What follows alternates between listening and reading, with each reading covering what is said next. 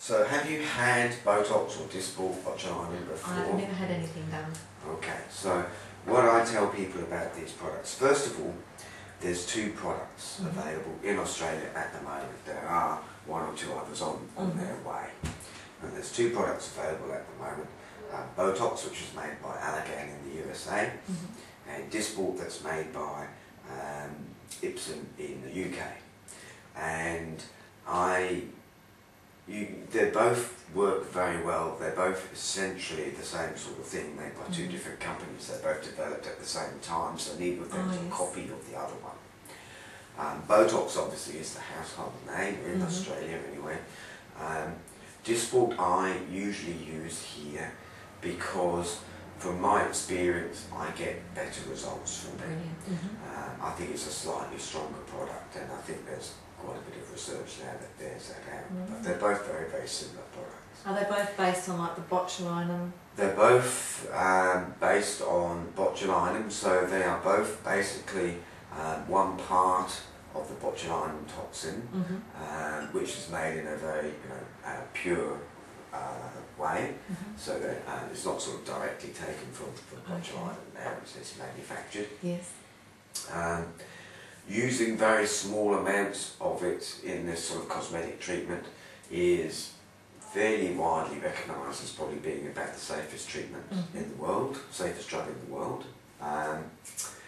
We get really good results for basically 99 out of 100 people. It works for basically anyone, and very little in the way of side effects. So as far as side effects are concerned, very rarely we get a tiny little bruise, which shouldn't be any bigger than the top of a drawing pin, but that's unusual. Very, very rarely. I haven't had any here at the clinic here for probably about 2 or 3 years. We'll get someone get a slightly droopy or tired eyelid, called a ptosis of the eyelid, and if we use too much up on the forehead, and we get too strong a treatment in the forehead muscle, some people will get a little bit of heaviness of the eyebrow, or a ptosis of the eyebrow. But if we're careful with how we do it, we shouldn't get any of those problems. And what I'll actually be trying to do today, if we can, is to get a little bit of a brow lift for you. But otherwise, that's pretty much the only side effects that we ever see from it. Oh, that's good. I've had, in about 15 years of using Botox and Dysport, I've had 2 patients get a very slight double vision, and you get the odd patient who gets a bit of a headache afterwards. Would that be more like an allergic reaction more than anything else? The headache, it's probably when they've done studies and they've compared injecting Botox or Dysport to just injecting water, saline. The number of people getting headaches being about the same in each, so maybe it's just related to a little bit of ache in the muscles or from the needle pricks themselves. So, depending on the individual and depending on where we use it, it will usually last between 3 to 6 months or more. So the frown lines, it seems to work well on, seems to last very well, often 5 or 6 months. Around the eyes, usually around 4 months. But it varies a little bit from person to person. Can last a little bit more the second time that you do it. Second, third, fourth time it might keep lasting a little bit more, but it never becomes permanent. Right. And what I like to do here is essentially not overdo it, just use what we need to do to get the result that we want.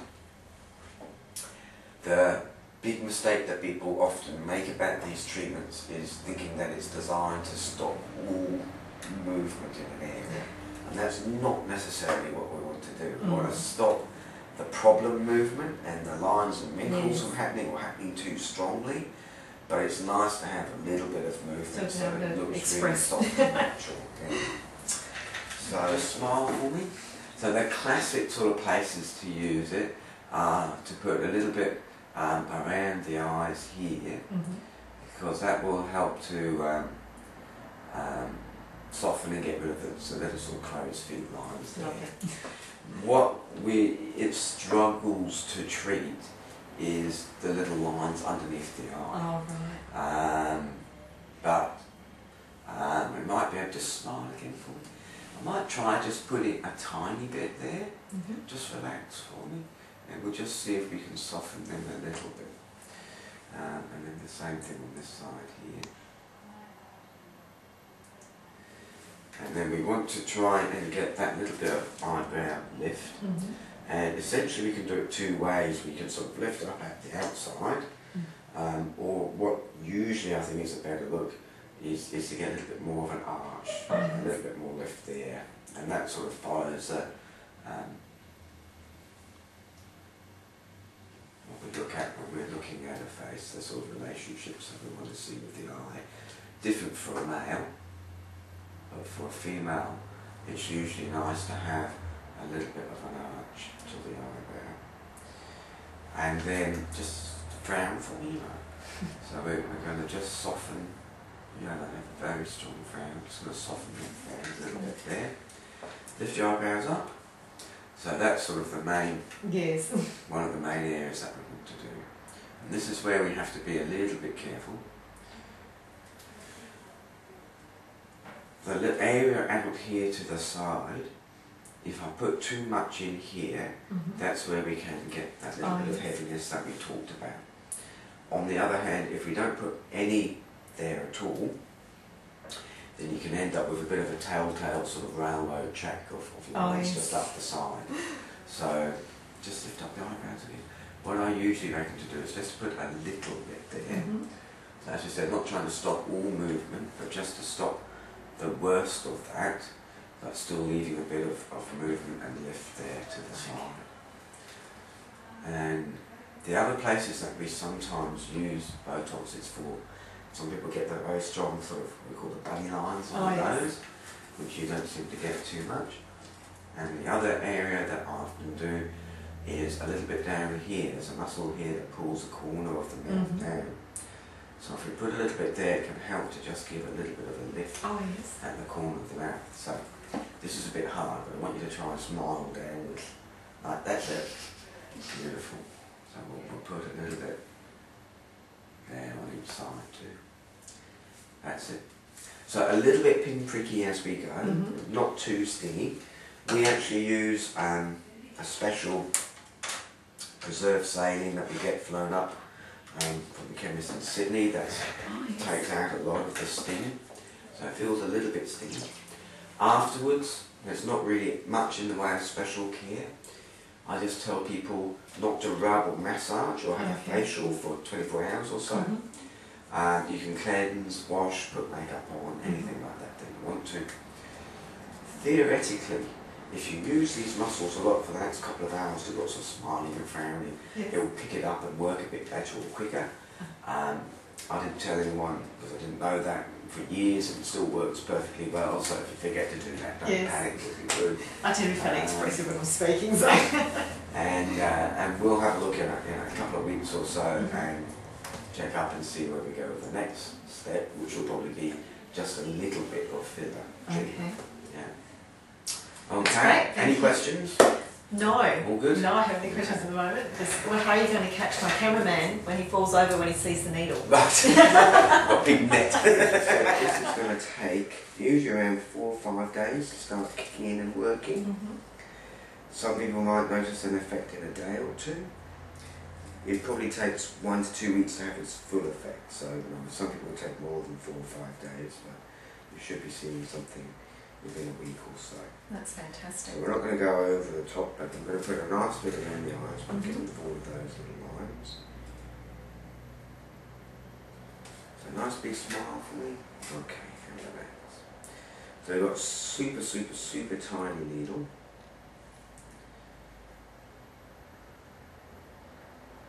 Just go 1, 2, 3. There we go. Okay, I was absolutely petrified of having this done, and you can hardly feel it. I thought it was going to be so painful. We actually have a little needle-free injection method that we can use. but it's much slower, and I've never actually got around to using it for this because the little injections are really not too bad at all. It's hardly anything, it's not even a mosquito bite, so it's amazing. So that's that side all done. Wow. And the same sort of thing around here.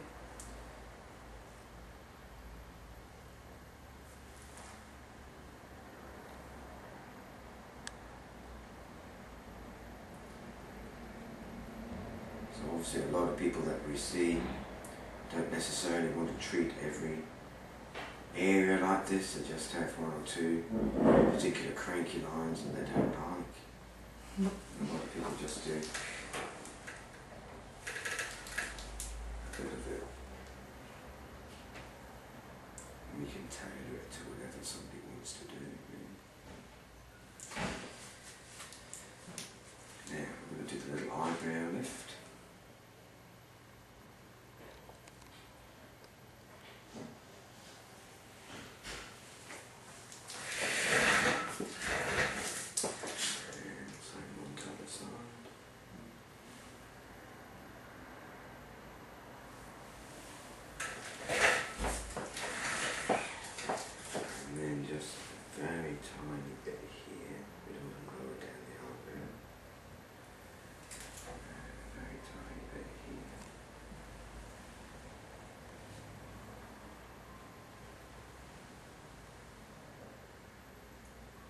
Now foreheads, we'll see how this goes.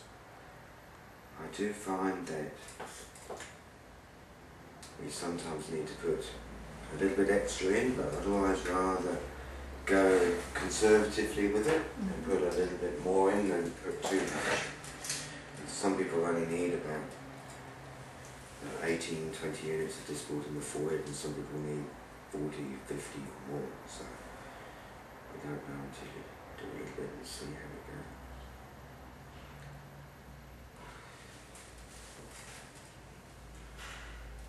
Big frown for me. Okay, and relax. Do you want to have a bit of frown movement there, or do you want to sort of get rid of it all? Get rid of it if we can, please. If we can, okay. So this muscle actually pulls down the forehead a little bit too. So treating this muscle tends to help to give a little bit of a lift. The inner part of the brow. It's nearly finished. How you going? That's amazing. This is hardly anything at all. I thought it'd be quite painful. Yeah, it just feels like almost like a little pinch of the needle, and then it's just gone. There's nothing, no residual pain or anything. That's the needle that you use for a blood test. Wait a second, can you zoom in? Can you see that? Is that clear? Or? Yeah, that's good. Yeah. And that's the needle that we use for Botox, so it's minute in comparison. Botox or Dysport. It's a really tiny little needle. So it's much less sting than that.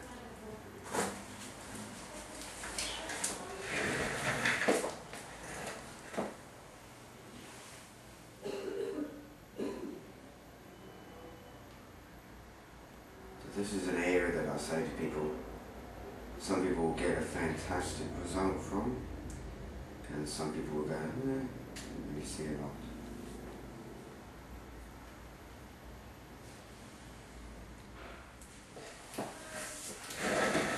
Just a little bit.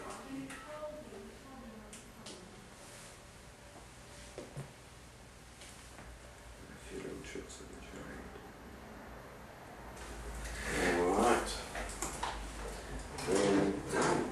Wow. Yeah. Just wait there for a moment.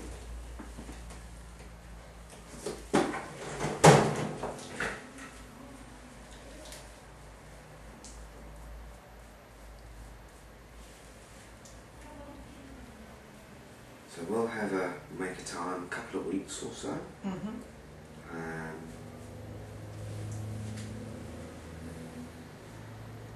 See how this has gone and take it from there. Wonderful, thank you.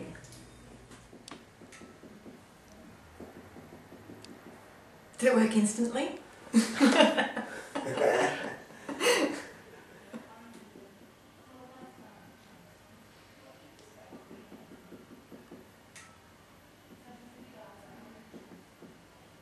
been 4 days now since I had the Botox or the Dysport injections done. It was a little bit uncomfortable when I had it done, just like very fine needle prick, that was it. But then afterwards there was no pain whatsoever. A little bit of a headache that evening, but that soon went. A little bit of Panadol and that was gone within a couple of hours. The results are already coming through. They said 3 or 4 days to start noticing something happening. I am noticing now that I can't frown. I'm trying to frown, I can't lift my eyebrows much. It's a little bit of a firm feeling, but I'm sure it's something that you get used to. And also too around my eyes, when I try and smile, and that the lines aren't as deep through this section here. And the overall face has actually got a smoother appearance to it as well. It's working a treat, and I can't wait to see what it's going to be like. It normally takes nearly 2 weeks to get to its full extent, so it'll just be amazing by the time I get to that stage. The next time you see me will be closer to the next series of procedures I'm going to have done, and that's actually going to be the fillers, and that'll actually be the last part of the makeover that I'll be having done. And the fillers are going to be used to just finish off the little areas that haven't been affected by the Dysport injections. So you'll find that it'll be just under the eye here. He's actually going to pop some fillers just in this section here, because as you get over 40, your face does tend to basically collapse a little bit down, and gravity does pull everything down. So what we've found is actually this section here has sunken down, and it does actually create more of a lined area under the eye. So when he puts the fillers in, it'll be put just in this section here. It'll plump the cheek out here and take the lines from under the eye. We'll tell you a little bit more about that when the treatment's done.